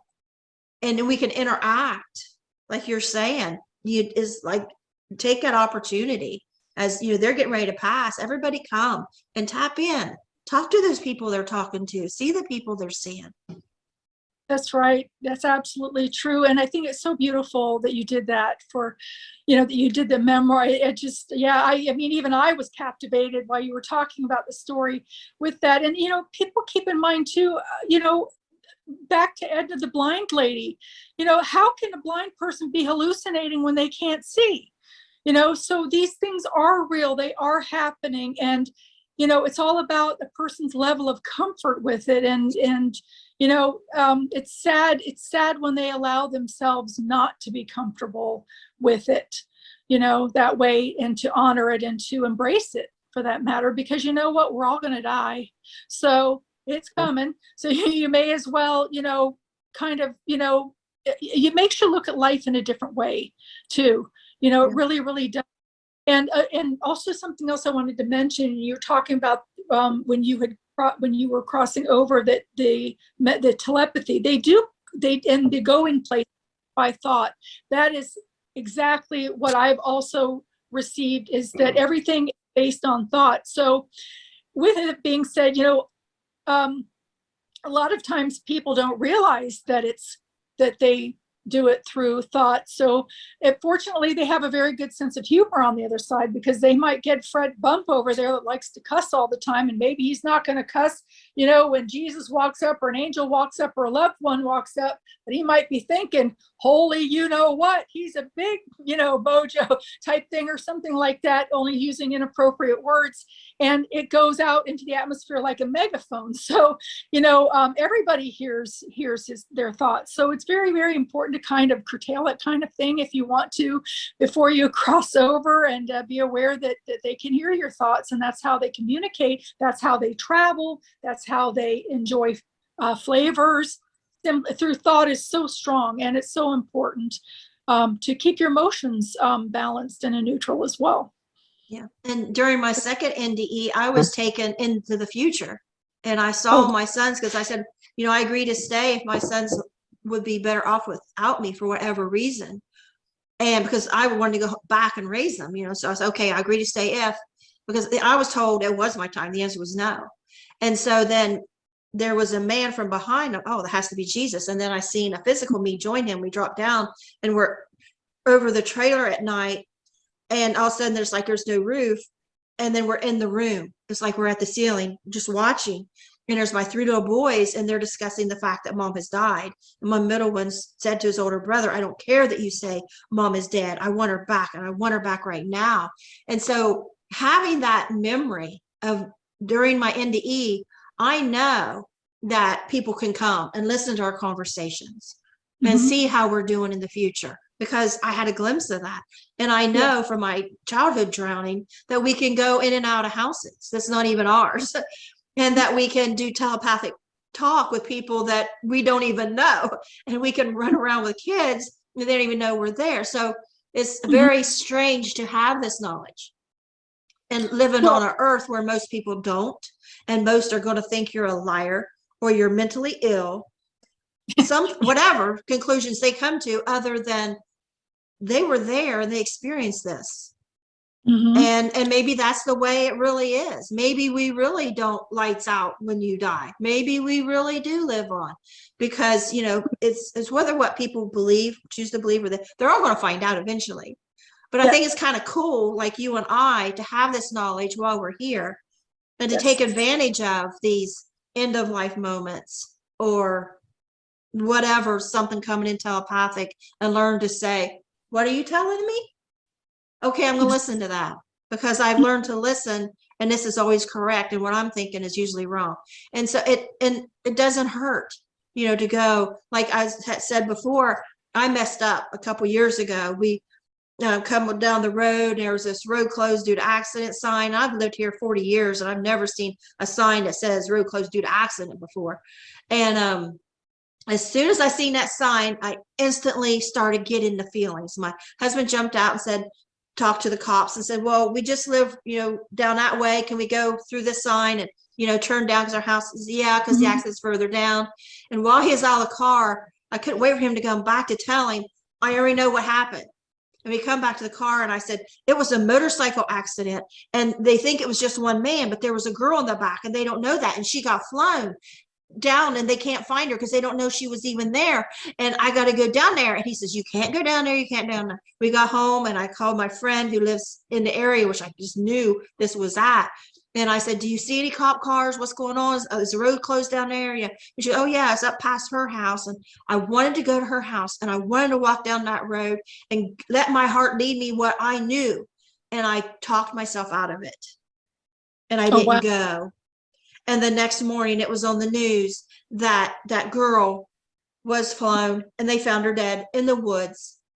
And her son had called the cops and said, I think maybe my mom was on the motorcycle with that guy that was killed, because it was anniversary of his brother's death, and she was going to somewhere to honor him. And I don't know if it was on the way back or the way there that this happened.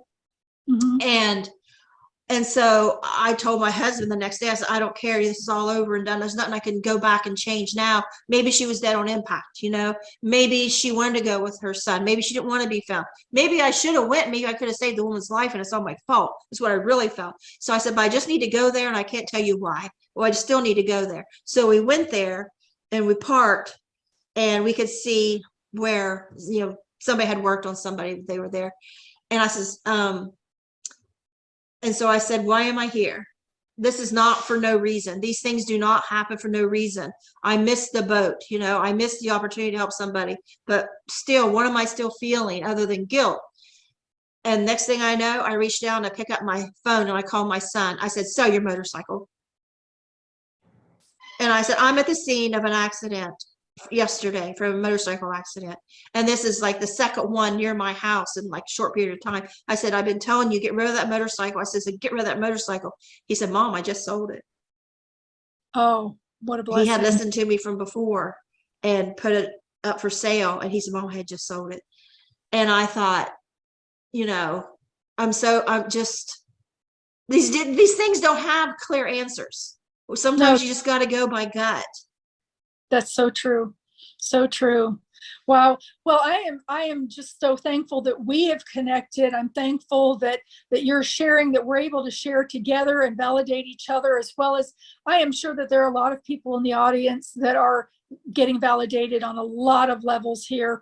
Everyone has had someone pass away in their lifetime. I don't know if everyone has seen a person dead or whatever, but I'm hoping that this will bring a lot of comfort. It will enlighten them in many, many ways, and that sort of thing, too. And you have a book out. Yours Yeah, as The well. Will of a Wildflower. Right. And I also have a book coming out called Colors of Heaven, Beginnings Never End, that can be purchased directly off of my website. It's www.lynnmonet, LYNNMONET.com. Also, if you need to reach out to me for any reason, I'm still answering my own emails at this point. So feel free, you can get a hold of me through that website as well. And I love to hear people's stories. I'm sure that you have found too, when you do tell your story, more people come forward and they have stories to share with you on the same line. Do you find that? what's amazing to me is a couple times on the pipeline, I have felt led.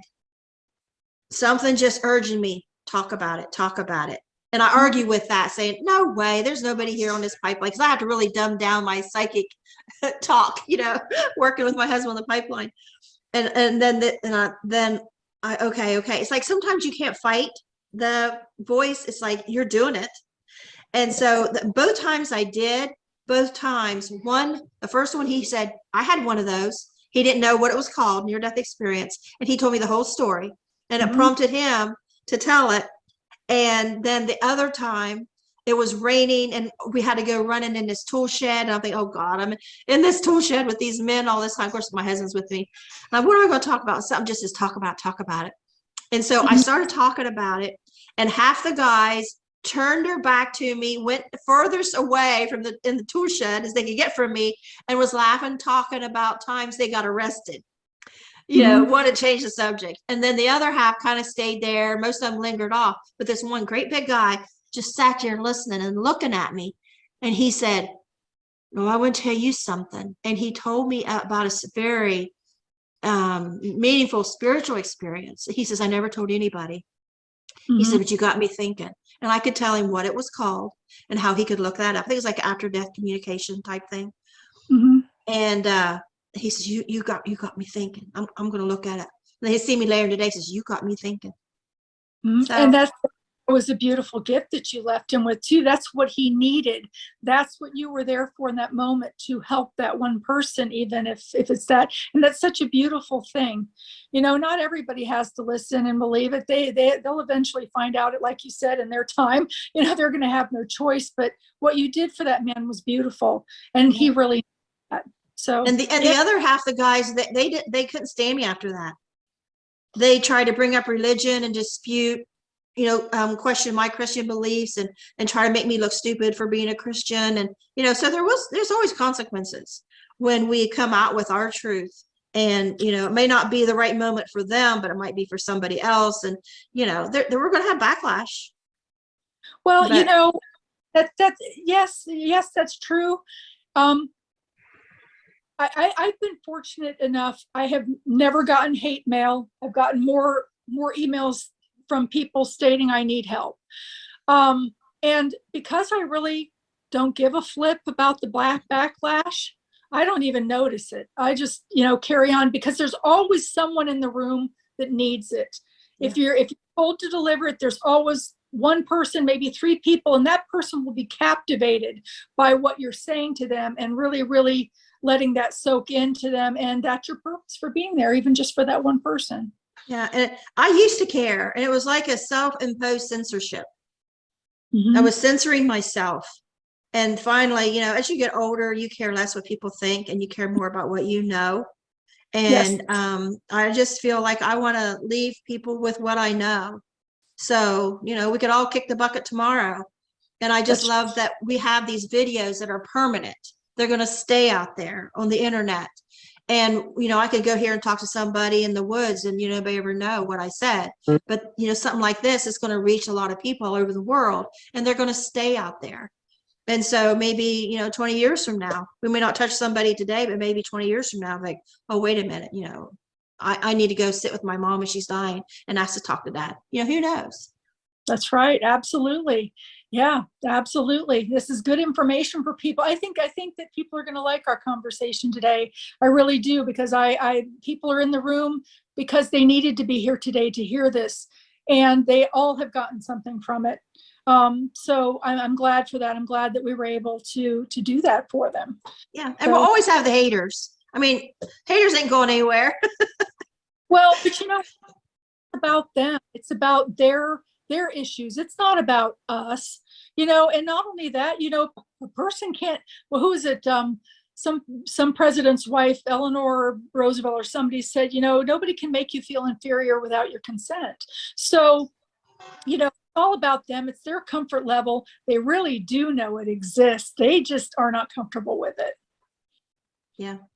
I mean, we're in the arena, you talk about Roosevelt, that saying that, what's that?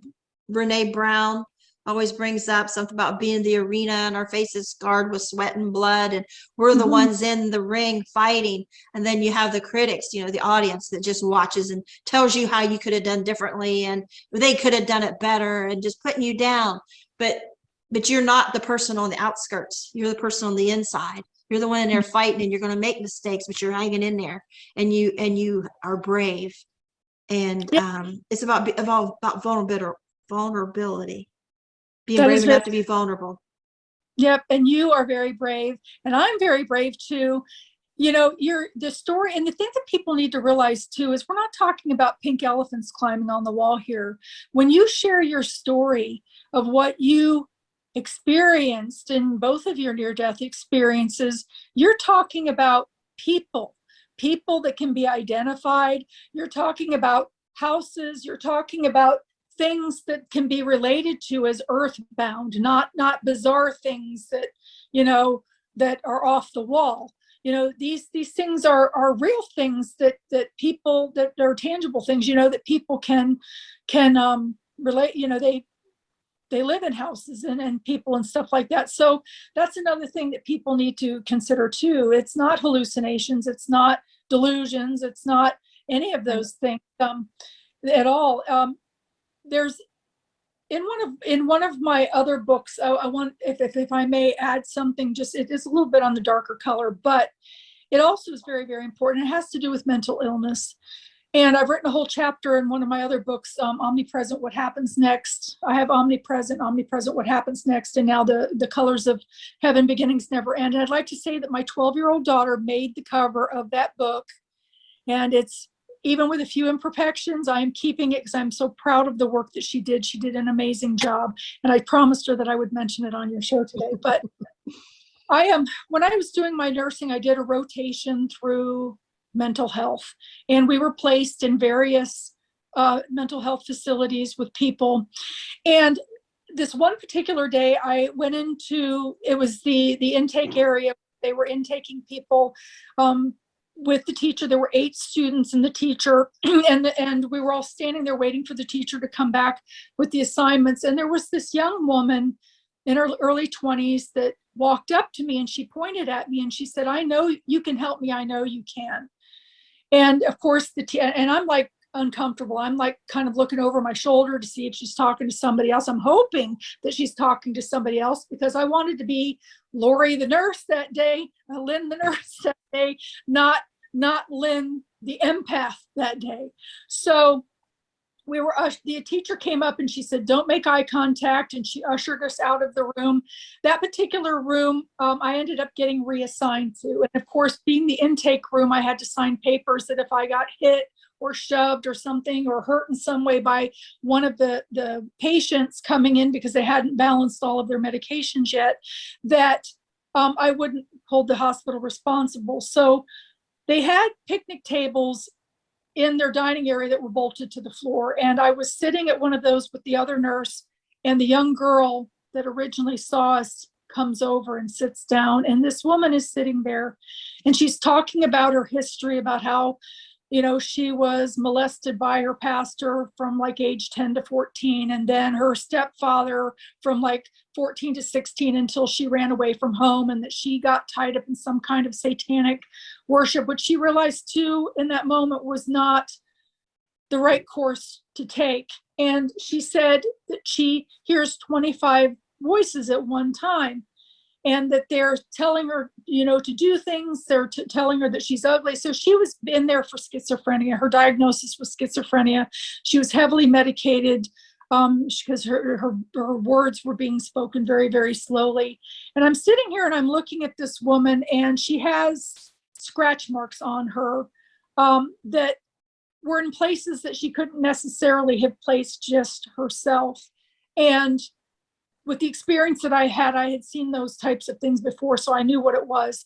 But you know, and she's telling us this story, and because of my ability to see interdimensionally, when she got up to walk away from us, she actually had attachments on her back that looked like they were in like a pillowcase sized clear bag they look like misshapen potatoes. And these are where like spirits that come in that don't cross over. But she actually had these attachments on her back, and I'm looking at her, I'm like, oh my God, this woman actually is hearing 25 voices. She has attachments on her back. And when she was called away to see her psychiatrist and then ended up coming back, I ended up going into her room and kind of helped pull a few things off.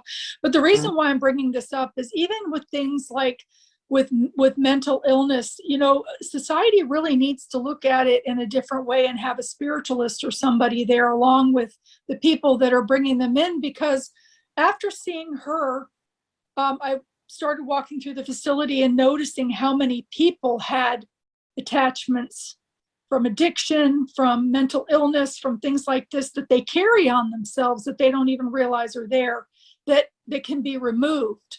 So I just wanted to mention, that too, that even with like mental health and things like that, if things were handled differently, a lot of people may not be found with mental illness. They may be found with, something else, like an attachment that can be removed, and then they're okay. So I used to be a social worker at a state mental hospital, and it was the darkest place I'd ever been. I mean, I have a sister who's been mentally ill her whole life, and I visit her in those institutions back in the day when she was there a lot. And it was just like, get me out of here. But working there, and it wasn't the people, it wasn't the staff, it was just like in the air. Yeah. And I cried driving to work because I didn't want to go there, and I didn't stay very long. It was just, I couldn't really describe it or tell anybody how I felt about it. It was good money, and it was an easy job. It's just, all I could say is it was dark. Yeah, it is. And with addiction and mental illness, there is a level of sometimes, demonic attachments, even if you want to go there, and say that are some forms of attachments of lost souls and things like that. So it is a very dark place, and it kind of, because of what people come in with there, and you being an empath, it's a blessing that you didn't stay there, because when like right now your light is so huge, when you've had those experiences, when you've touched the other side, when you've seen Jesus, and I believe that you have, I know that you have, your arc field becomes enormous. And a lot of times souls that have not crossed over are attracted to us because they think we're angels, or think that we're beings that can help them, which we can, help them cross over. So they tend to linger around us because of some of the gifts that we have that way, versus maybe, somebody else. And not that we're better than, I'm not saying that, I'm just saying that our light, because of the level of enlightenment, the level of understanding, our light becomes much brighter, and we can kind of go in between dimensions. And, my memoir, the first half is about, child abuse growing up.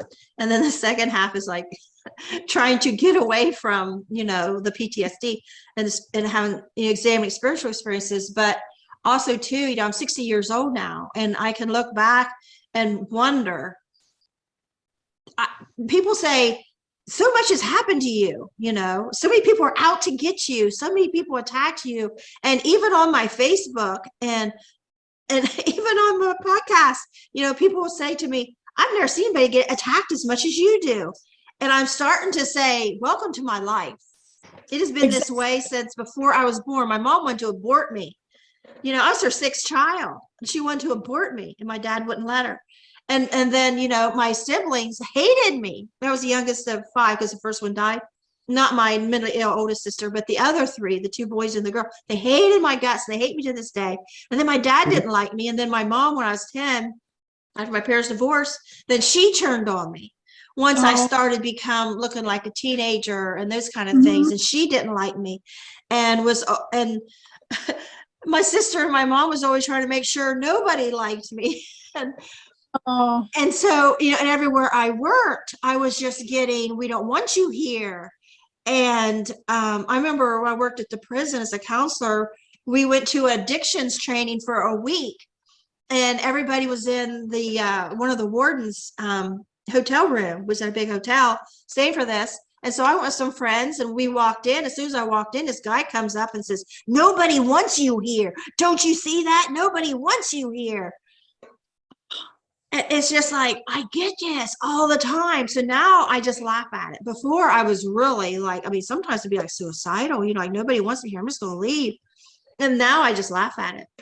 And I realize it's just like my lot in life. It's just, there's gonna be attacks. Like people, like these, you see these bugs at the light outside at night, and that's kind of what I feel like. They all attract to me, like, Yes, yes. We gotta get rid of you. Well, that's true. And somebody that would be that awful to say something like that to you may have an attachment on them that is demonic, and they don't want you to bring the light to the forefront. And to me, I would simply say to them, well, I'm not here for you. You have the choice that you can leave, but I'm here for a purpose. So, it just, your gift is beautiful, and you bring. I'm the person that's always saying that's not right. When I hear say, we're going to do this, and we're going to do that, but that's not right. That's not right. And they hear that, and they hear narc. We got to get rid of this narc. This is a threat. She's going to tell on us. Yes, exactly. I know what you're saying. I know exactly what you mean, but you are real. I get that feeling from you. I connect well with people. I totally believe everything that you're saying. I'm actually in awe of you. I'm so thankful you were a trendsetter way before I even came out. Or come out. But yeah, thank God for people like you. I mean, yeah, definitely there's a purpose. And some people they're just stupid. Yeah. They're just. And I'm not saying I'm special or anything, but I mean, it's weird too. On the other side of that, I've had people believe that I'm an angel. Like when I saved a little boy from drowning, right after my ectopic pregnancy, my NDE, and I found out years later that he told people I was an angel. An angel saved him. I was like, no, it was just me. So he believes to this day an angel saved him. I have to tell him now, we now know who it is that saved him out of that ditch. And then when my aunt was getting ready to pass, I happened to see her son in the elevator, and he says, you might want to come see Mom. I was on my way down the hall to see my sister at the nursing home. And he says, because she just got out of the hospital, and they said she's not going to last long, probably will pass today. And as soon as I walked in the room, she just lit up. And I went to visit her before. She didn't pay attention to me. She didn't know who I was. She had Alzheimer's really bad. She didn't know her kids. But when she seen me, she just gasped, and she got up, and her eyes were so big. And she said, it's an angel. It's an angel. And I just let her believe it. I just stood there and smiled, because whatever she was seeing was beautiful to her. And she died that day. And then when I worked at the nursing home, there was one time I walked in a room, and there's a really old lady in there with her kids. She didn't say I was an angel. She said I was Trisha Yearwood. Oh, Trisha Yearwood's here. It's like, fine, I'm Trisha Yearwood. But he was saying that because it was something beautiful to her, a person that was beautiful to her, that you were something that she was in awe of. You know what I'm saying? And maybe just didn't have the words. Are we still recording? Yeah. Okay. All right. Just wanted to. I didn't know if we were off now. Yeah, we can wrap it up soon. I just wanted to throw that in there. And then I want to throw one other thing in there. It's here and there, but I don't know why it's pressing on my mind right now. Is something you had said a while ago, stuck out to me, about the mental illness part. If people thinking this is mentally ill. This morning, I was going through my Facebook, and someone said something about near-death experience, spiritual experiences, and this guy posted a comment back to her, and I've seen this a lot, and so I addressed it finally. He said, oh, do DMT. You'll have one of those experiences. And I said, no. I said, that is illegal drug. And those are hallucinations. It's like LSD. And he come back and called me a square. So I wrote this whole thing back to him, and then I copied and pasted it and put on my Facebook. I said, I wanted people to see what my comment was to this person. They just called me a square because I told this person not to do this DMT that he was pushing. And I said something like, yeah, I'm a square. When I was 18 and smoking pot and I got pregnant, I quit smoking pot for my child. I was a square. I became a square. I decided not to be cool. I decided to become a mother. And I went into, the jobs I had as a counselor in a prison. Yeah, I was a square, and I worked at the emergency department for people come in DUIs, dead on arrival, or, because of the drugs, the drug overdoses. And yeah, I was the square. And I was a therapeutic foster parent and adopted 10 kids. I was the square. I took the kids because their parents was drug addicted. Like that guy. Alcoholics. Yeah. And yeah, I was the square when I worked at the mental hospital and helping people doing their assessment with their addictions and things. And I went through all these things. Yeah, I'm the square. And I'm glad I'm the square. I was always the square. And I was a drug counselor at a clinic. And they all thought I was square because I wasn't cool like them. And I said, yeah, I'm glad I'm a square. I said, you go be cool, man.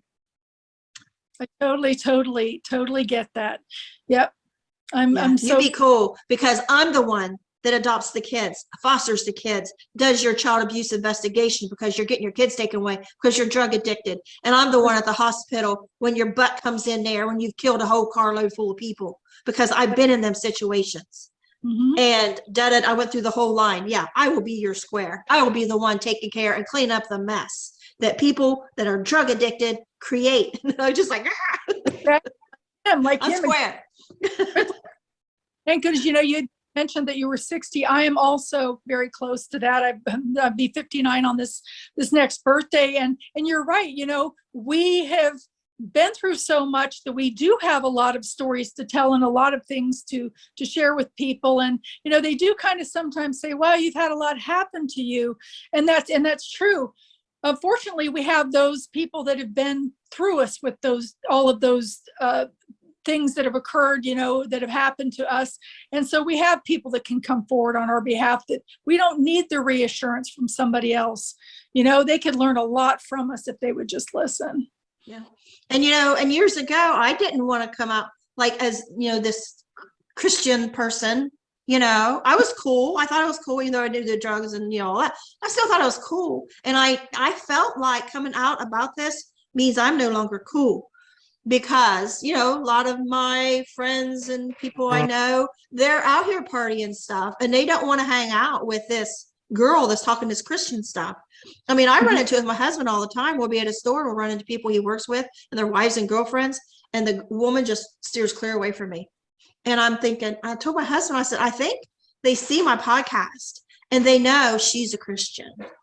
We don't get invited to the parties. And, we'll ask these people to go to dinner with us and stuff. No, they're big drinkers. They're big partiers. They're into drugs and stuff. And I can hang out with people like that and not do those things, but I don't think they can, because my first husband was alcoholic, and you better not bring friends to the house that don't drink. You better not be bringing people that are real Christian and all that. Now he was Catholic. He'd go to all, mass every Sunday and holiday, but then he's going to do what he wants in between. And so, it depends what your version of cool is. Right. Well, because I have a new version of cool.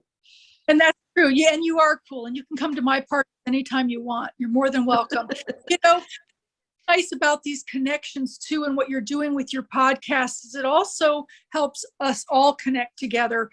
We make new friends, people that support one another, nobody that's going to look at you in that way. And I totally get the religious thing. They walk out like there's a stench in the room.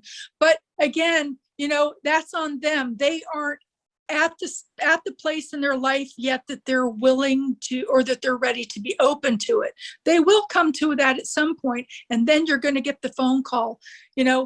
I knew that I could call you. This is what's happening and I need help, or whatever. That is when they're going to break down and do that. And you will get that moment in many, many situations of people that have walked off on you, and basically snubbed you because you have these beautiful gifts that they don't understand. But with that being said, I'm your friend now for life, and so we have each other to support. And there's a whole, so many people out there like us. There are so many people out there that are like us that we just need to connect with and make that our group. It's not about being cool. It's just about who you are. period. Yeah. And some of these people I know have lost their husbands. Uh-huh. But they don't call me up and say, Peggy, what's the stuff you're talking about afterlife? They don't do that because they're drinking it away, or they don't want to hear the Christian stuff. They don't want to hear about heaven and God and Jesus. And that's my story. You know, I didn't create it that way because I'm Christian. You know, it just made me more Christian when I come to realize, wow, this stuff really did happen. And God gave me my life back. And I will not deny him for nothing in my experience of what happened. And so it is what it is. And we are who we are. And, you know, not all little kids are going to see the spirits, but some are. And Yes, some are going to be told that's not real. And so they're going to push it out. And every time they see it, it's not real. And it'll probably end up going away. Well, you know, my grandkids, if I see them looking around and talking to somebody, I say, who you talking to? Yep. They don't know who it is, but they're pointing and they're talking, and, you know, eventually they grow out of it. But, you know, while they're doing it, I ask, I don't get a lot of answer, but they're talking to somebody. Yes, they are. And your answer too. The thing is too, is when you mention Christianity and you mention these things, you're not at this point just Christian. You are Christian on steroids, with the sense that you have this beautiful spirituality that is blended with that of a much broader understanding, you know, of things that are even beyond things that are in the Bible. I mean, we know that the Bible's been rewritten so many times. Constantine rewrote it for political reasons. And you had, you know, the King James, who took all the females out of the Bible because he's kind of a little bit of a male chauvinist. But anyway, there's still some beautiful stories that are very, very true in there. But you are seeing much, you know, you're seeing the whole brighter picture, the way that it was originally before all those things were taken out. And that's kind of intimidating for people, I think, you know, on if they're Christian people on a Christian level, because to be honest, there are a lot of people that go to church on Sunday to be given for their sins because they do so many things during the week that they know they're not supposed to, you know, and that's not the reason for going to church and being Christian. That's not, you know, that's not the reason at all, you know, to do those things, be forgiven. And we quit going to church because we weren't welcome. We weren't welcome by the Christians because they knew I was Catholic for a long time. And then we weren't welcome back at the Catholic church because they knew we had been going to Christian church for a while. Which I think Catholic is Christian. I don't get the whole thing. But and then if you didn't come all the time, then they glare at you. Oh, you only come here at Christmas? Maybe. At least I'm coming, you know. And then finally, I just realized, you know what? I don't need to go to church because I am church. And I know that sounds egotistical to people, but that's just how I feel. I feel like, take this wherever you go and bring it. Not that I'm perfect and always nice, because I'm not, but, you know, I try really hard, you know, to bring it and help, and just keep on trying to help wherever you can. Yeah, you're going to get mad, you're going to get angry, you're going to say things that are wrong, and I'm not too good to apologize. But when I wrote my memoir, you know, that was really I stepped out of my shell, because I was a private person.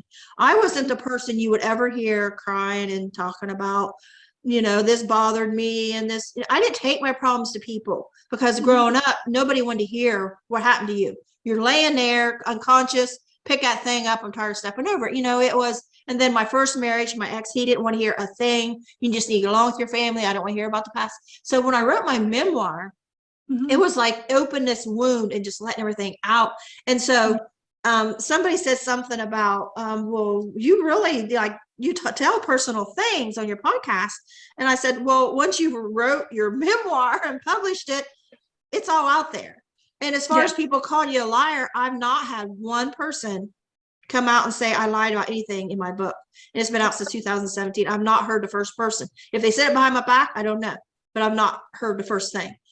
And then, so I'm just open, and it's really nice to be a person that don't have secrets, that isn't afraid to admit that, you know, whatever. But, because I probably wouldn't have a podcast, you know, I probably wouldn't talk it. I probably have a script. I'd probably give you questions, and this is the only thing we're going to talk about. And I don't know, you know, so we're just being real here. Yeah, we are. And I'm so thankful for your podcast. I'm thankful for you. You're right. You are a walking church, you know, and that is a beautiful thing that you've been given. And, you know, people, again, you know, you're going to, so the people that want are open, the people that are ready will definitely be the ones that approach and be thankful. And, you know, there's always that judgment by people that they're not supposed to have, that are at church, you know what I'm saying? That's not their place. But again, it's their fear. They become fear-based when you start talking about something that they don't understand, and they become fear-based that things may need to change for them. Their comfort zone, you know, their belief system may have to shift a little bit there, and they're not very comfortable with that either. Well, I appreciate that, and I appreciate you coming on. And send me a link, or send me an email, a list of all your books, and I'll just write them in the description in case anybody's interested. Okay. And you enjoy your day. Okay. Thank you so much. I really appreciate you. Bye-bye. Bye-bye.